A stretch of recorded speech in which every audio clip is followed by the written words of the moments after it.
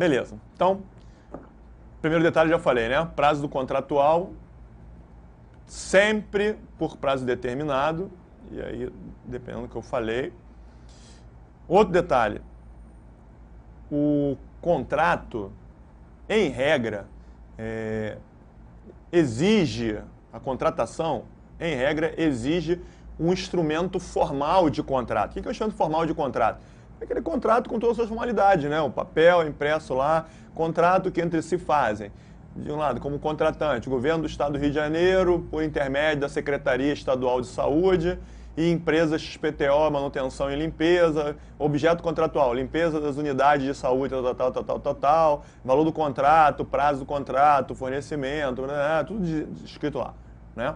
Direito da empresa, direito do contratado, quando é que será feito o pagamento, garantia, a empresa oferece garantia, não sei o quê, tudo lá, tudo no contrato, tudo escrito. Então, o instrumento formal de contrato, em regra, ele é obrigatório, a administração tem que ter aquele contrato assinado, arquivado, deixado lá para qualquer dúvida ir olhar. Mas essa é a regra. Então, existem hipóteses nas quais a administração pode não ter o contrato? Sim. A ideia é a seguinte, para contratações de baixo valor, esse instrumento formal de contrato, ele é facultativo. A administração pode não ter o contrato e ter um outro instrumento onde esteja escrito lá o valor. Por exemplo, nota de empenho. O que é nota de empenho? Quando a administração contrata, eu não vou entrar no mérito aqui para a gente não perder tempo, porque isso não é importante, né? Mas a administração contrata a empresa foi contratada para fazer uma obra, fazer um serviço, valor R$1 milhão. Aí a administração faz uma nota de empenho. A nota de empenho é mais ou menos a administração dizendo que pagarei R$1 milhão à empresa tal.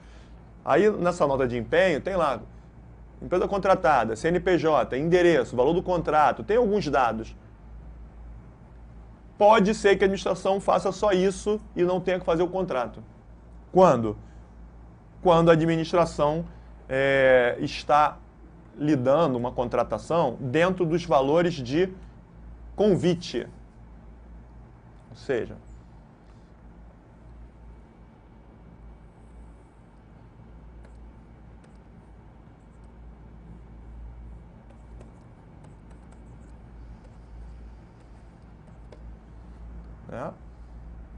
até determinado valor, deve ter convite.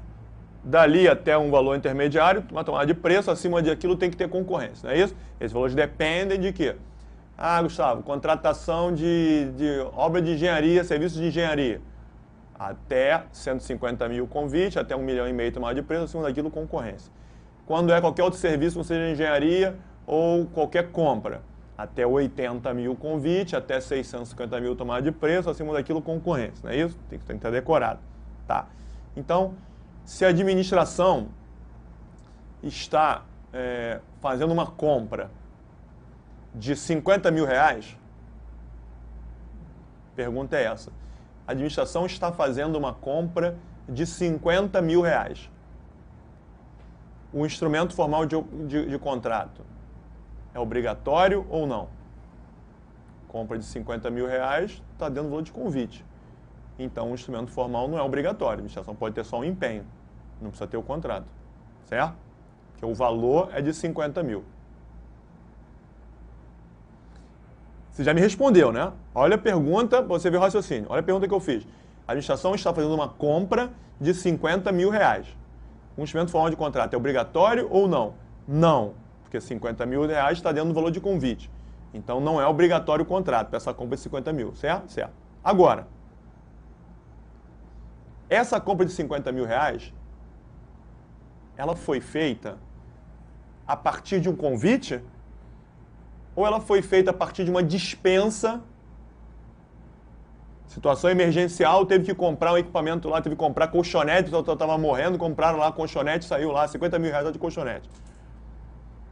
Ou inexigibilidade, porque precisava comprar um software que só uma empresa que fornece, vai lá e comprou, entregou R$50 mil.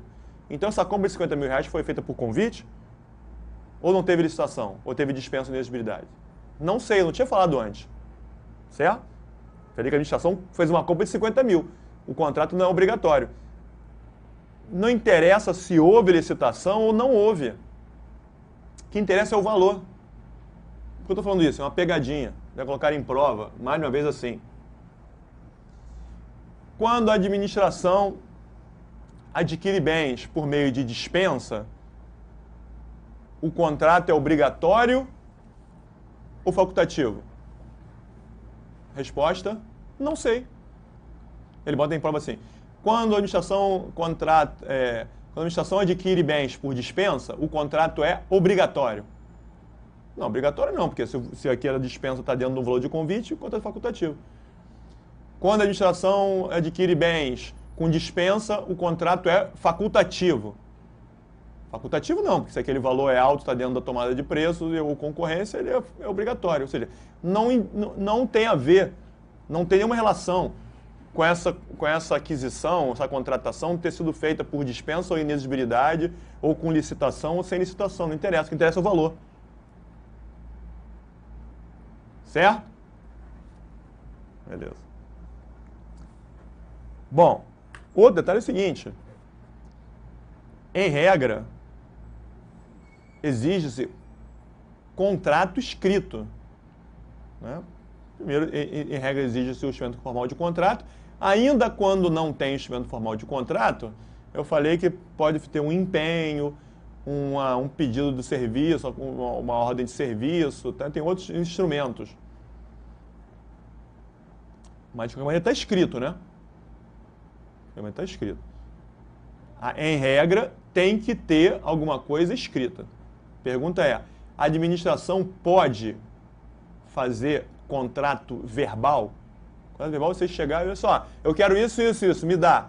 Toma aqui, paga. A administração pode fazer isso? Contrato verbal é o que a gente faz toda hora, hein? Você já fez algum contrato verbal na sua vida? Toda hora, é o que você mais faz. Você vai na lanchonete, chega lá no McDonald's, vem cá, eu quero um Big Mac, quanto é que é? Tanto.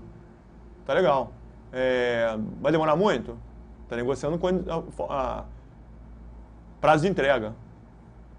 Vai demorar 10 minutos. Não, 10 minutos não quero, só quero você sair em 1 minuto. Não, tudo bem, então a gente sai em 1 minuto, beleza. Tá negociando prazo de entrega. Quanto é que é o Big Mac? Quanto é que é um Big Mac? 10 reais? É? Sei lá. 10 reais. Que é um Big Mac? 10 reais, tá legal. Forma de pagamento, pode pagar em 4 vezes? Tá maluco, claro que não. Tem que pagar em dinheiro. Pode pagar no cartão? Tá, cartão pode. Tá negociando forma de pagamento. Né? Isso é contrato. De boca. Nada por escrito. Não gostar, mas eu pago e ele me dá nota fiscal, porque ele me dá o cupom lá. Cupom fiscal ou nota fiscal não é contrato. Aquilo ali é para efeito tributário. Tem que emitir o cupom porque fica armazenado para ele ter que pagar imposto em cima de tudo que está vendendo. Aquilo ali não é contrato.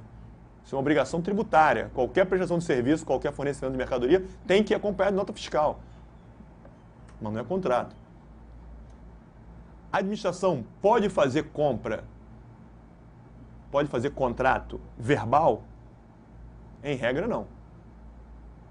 Nunca está sempre errado, né? Sempre não, quase sempre. A lei também admite contrato verbal para contratações de baixíssimo valor. O que é baixíssimo valor? Compras de até 5% do teto do convite. Para compra, qual é o teto do convite? 80 mil, né? Até 80 mil convite para compra. 5%, 10%, 8%, 5%, 4%. Então, até compra de até 4 mil reais de pronta entrega, admite-se contrato verbal. Quer ver um exemplo? Acontece aqui no município do Rio de Janeiro, a maioria dos municípios por aí, acontece o seguinte, a diretora de escola, ela tem uma conta da prefeitura que ela pode movimentar. Ela tem um cheque lá que ela pode dar. Então, diretora quebrou um monte de coisa lá, quebrou lâmpada, não sei o quê, não estava funcionando, não dava para ter aula. Se ela for esperar a Secretaria de Educação fazer licitação pública para compra de lâmpadas fluorescentes para distribuir pelas escolas, ela vai ficar 1 ano sem ter aula. O que ela faz? Ela vai lá no mercado, 10 lâmpadas fluorescentes. Vai lá ver quanto é que é lâmpada fluorescente. Quanto é que é lâmpada fluorescente grande? Tem a menor ideia, cara. Chega lá, lâmpada fluorescente, tem que ter a luminária, tá? Quebrou a luminária, quebrou tudo, tá? Tem que ter luminária com reostato, com não sei o quê, comprou o jogo tudo, não sei o quê, comprou 10 daquela, vê lá, tem um da marca, ela mesma dá uma olhada lá, pede pra alguém ajudar ela que manja mais, olha, tal, não sei o quê, tá, quanto é que custa isso aqui? Ah, isso aqui custa, né, com equipamento luminária, com tudo, completa, tal, não sei o quê, vai custar R$1.100. Aí pega tudo, bota no carrinho, passa no caixa, paga, dá um cheque lá, R$1.100, pega a nota fiscal, que depois ela tem que comprovar porque ela emitiu um cheque de R$1.100. Aí ela comprova na Secretaria de Educação, a Secretaria de Educação vai lá e repõe aquele R$1.100 na conta dela. Então isso aqui é regime de adiantamento. Ela vai, paga e fica de novo. E o que interessa é o seguinte, ela comprou de boca. Ah, pegou nota fiscal. Nota fiscal não é contrato. Foi um contrato verbal? Foi. Pode fazer isso? Qual o valor? Foi R$1.100 até R$4.000? Pode. Foi pronta a entrega? Me dá aqui, toma o dinheiro e me dá aqui a lâmpada. Não tem nenhuma obrigação futura. A empresa não tem que dar garantia, você não pode contratar serviços que a empresa tem que manter. Não. Me dá aqui, vai levar e botar a lâmpada lá, acabou. Se der problema na lâmpada, não problema no negócio, ela pode chegar lá, ler com a nota fiscal, vai lá, olha só, essa lâmpada está com problema, vai trocar e tal, não sei, acabou. Então, nesse caso, admite-se excepcionalmente contrato verbal. E, para a gente finalizar,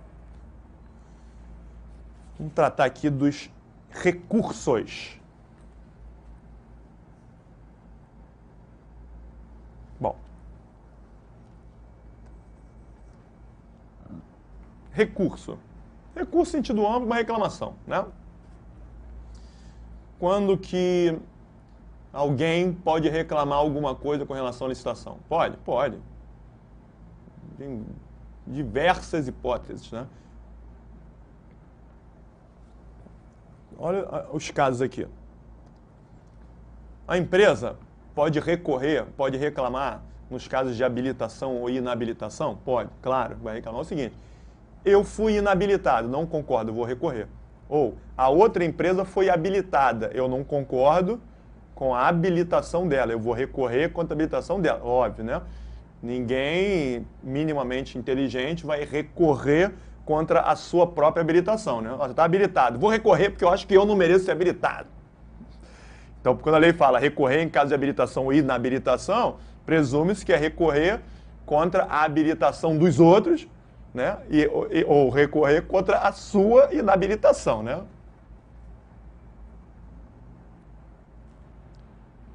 Ou então,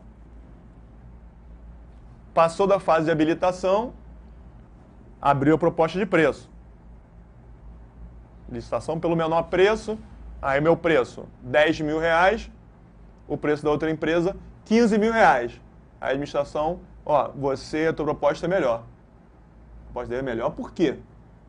Se o critério é menor preço, se não fosse critério técnico e preço, tem outras coisas que deveria ser levado em consideração, menor preço, o preço dele é maior que o meu.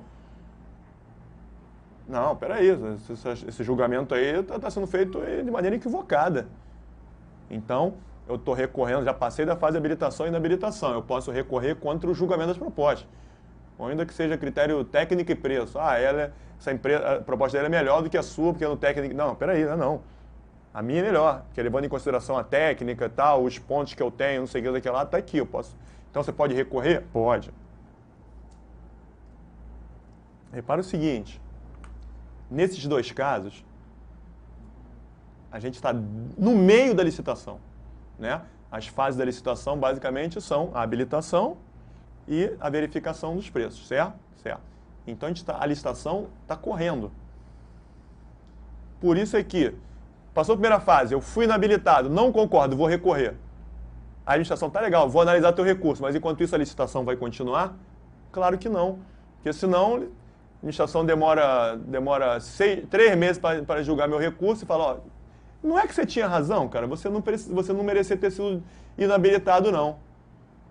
Pô, pena que a licitação agora já acabou, a gente já contratou outra empresa, a empresa já até prestou o serviço. Então, por isso é que, nesses dois casos, no caso da fase de habilitação ou na fase de julgamento de preços, está dentro da licitação, esses recursos têm que suspender a licitação. Possuem efeito suspensivo. Enquanto não responderem ao meu recurso de eu ter sido inabilitado, a licitação está parada. Só depois que ela só, teu recurso foi indeferido por causa disso, isso. Aí tá legal. A licitação prossegue. Só nesses dois casos já caiu sem provar mais de uma vez. Em que casos os recursos possuem efeito suspensivo? Né? Ou bota, o recurso na hipótese tal tem efeito suspensivo ou não tem efeito suspensivo. Tem que decorar? Não. Efeito suspensivo é para suspender a licitação. Se é para suspender a licitação, é porque a licitação tem que estar correndo. O que é importante na licitação? Habilitação e preço. Então são as duas únicas hipóteses. Habilitação e preço. Nenhum outro recurso tem efeito suspensivo. Quais são os outros? Em caso de anulação ou revogação da licitação. A licitação está correndo, a administração resolveu revogar a licitação porque não precisa mais, não quer mais. Ou resolveu anular a licitação porque descobriu uma ilegalidade, uma fraude, não sei de quê. Tá. A administração vai parar a licitação, ou porque está anulando ou porque está revogando. Isso me prejudica? Me prejudica porque eu iria ganhar essa licitação. Eu que acho. Né? Eu não estou dizendo que quem recorre está certo ou está errado, mas tem direito de reclamar. Então eu acho que a licitação revogada, isso me prejudica. Se eu acho que me prejudica, eu tenho direito de recorrer. Entro com recurso. Nesse caso, esse recurso tem efeito suspensivo?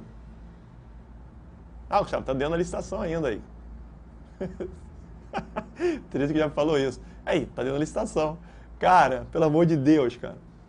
A licitação parou, porque ela foi anulada ou foi revogada. Eu quero recorrer porque eu não quero que ela pare. Então, claro que não vai ter efeito suspensivo. Efeito suspensivo é parar a licitação. Né? Eu quero que a licitação não pare. Então, a licitação já parou. Porque a administração acabou com a licitação. Eu estou recorrendo. Esse meu recurso não suspende nada. Até porque a licitação já tinha acabado. Pela administração não tem mais licitação. Foi anulada, foi revogada, acabou. Não faz nem sentido você imaginar que essa suspende, tem efeito suspensivo. Suspender o quê? Pensa. A administração rescindiu o contrato, dizendo que eu tive culpa, ou porque caso fortuito, ou por interesse público, não interessa. A administração rescindiu o contrato, de forma unilateral. Eu concordo? Não, vou recorrer. Cadastro. Lembra que eu falei no início que para participar de tomada de preço, a empresa tem que ser cadastrada, né? Então eu procuro antes a administração pedindo para me cadastrar. Né? É o registro cadastral. Eu procuro a administração pedindo para me cadastrar.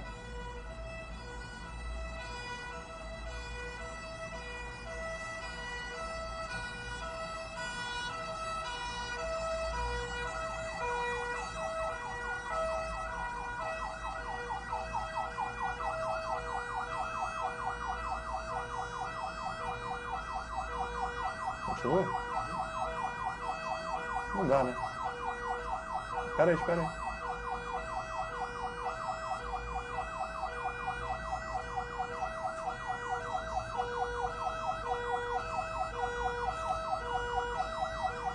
Alô? Eita.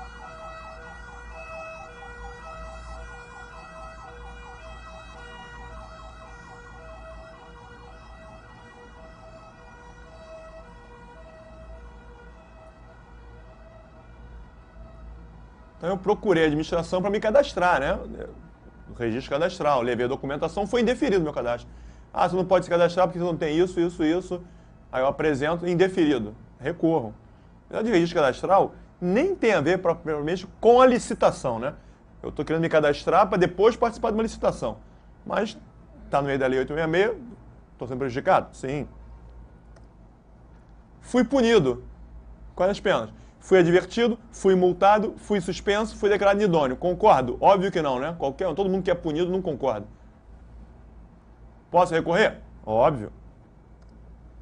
Então, quaisquer dessas hipóteses aqui, a lei prevê, né, que a pessoa pode estar sendo prejudicada e, portanto, pode recorrer, pode reclamar. Aí, vamos entender o seguinte.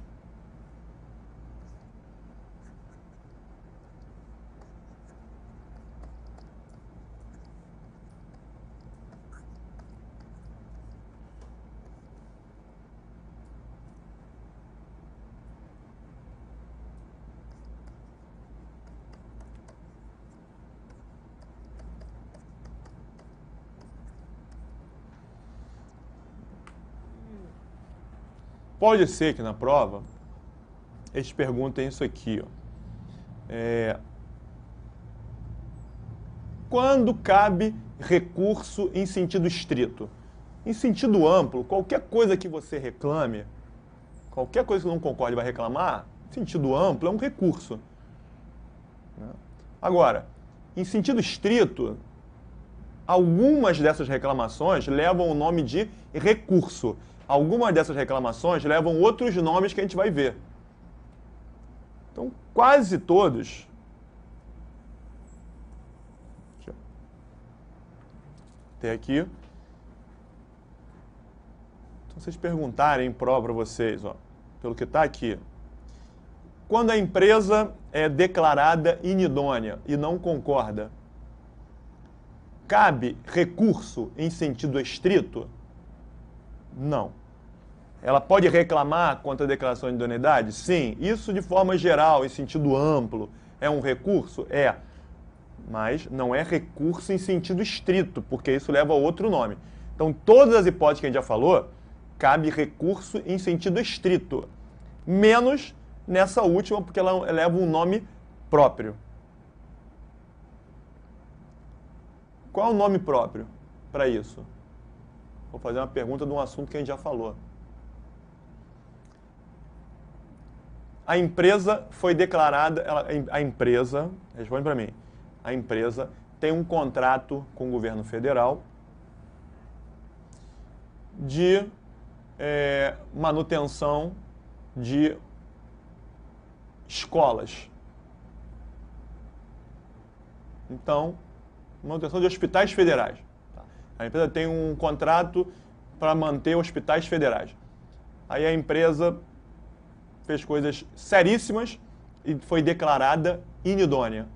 Foi declarada inidônea por quem? Pelo ministro da Saúde. Certo? Lembra que eu te falei? Declaração de idoneidade é o pessoal do segundo escalão. Contrato federal, ministro. Ministro de Estado. Qual hospital? Saúde. Então, ministro da Saúde. Se fosse hospital municipal, secretário municipal de saúde, com aquele município. Certo? Certo. Então, a empresa foi declarada inidônea pelo ministro da Saúde. E aí vai reclamar. Reclamar a quem? A lei prevê que a reclamação em sentido amplo, recurso em sentido amplo, essa reclamação deve ser dirigida ao próprio ministro da Saúde, para ver se ele volta atrás. Como é que é o nome do pedido que se faz à própria autoridade que decidiu alguma coisa para que ela volte atrás? Pedido de reconsideração. Lembra que a gente falou isso? O que é reconsiderar? De novo. Reconsiderar, considerar de novo. Só pode considerar de novo quem já considerou uma vez, senão não é de novo. O ministro da Saúde considerou que a situação é gravíssima, declarou a empresa inidônea. Aí a empresa vai lá e entra com um pedido de reconsideração a quem? Ao ministro da Saúde. Esse pedido de reconsideração, ele é feito ao presidente da República, que está acima do ministro? Não. Porque senão seria recurso, né? Recurso hierárquico. O ministro da Saúde está aqui, o presidente está aqui. Se o ministro faz alguma coisa e eu reclamo ao presidente, isso é recurso, em sentido estrito. Quando eu faço ao próprio ministro, pedido de reconsideração.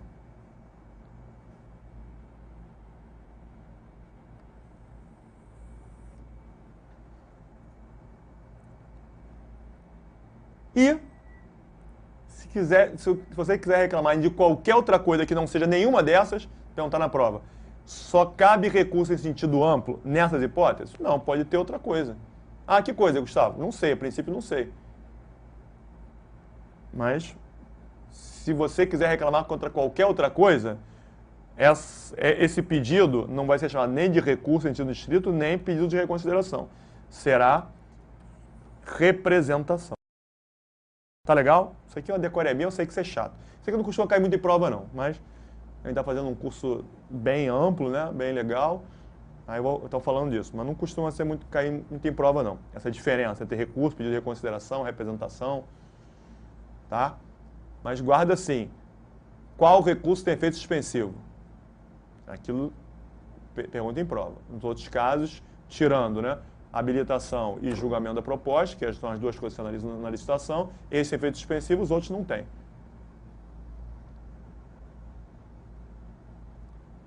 Fechou? Fechou. Então, gente, terminamos aqui essa parte de contratos e aí, daqui a pouco, na nossa próxima aula, vamos fazer as questões separadinho para vocês, tanto de licitação quanto de contratos. Tá legal? Daqui a pouco, dá uma revisada aqui na matéria, dá uma última lida, antes de ir para os exercícios, dá uma olhada, ver de novo, ver o material, tudo que está aí para vocês, dar uma lida para tirar dúvida, para a gente ir direto para as questões e discutir. Ok? Valeu, gente. Até a próxima aula.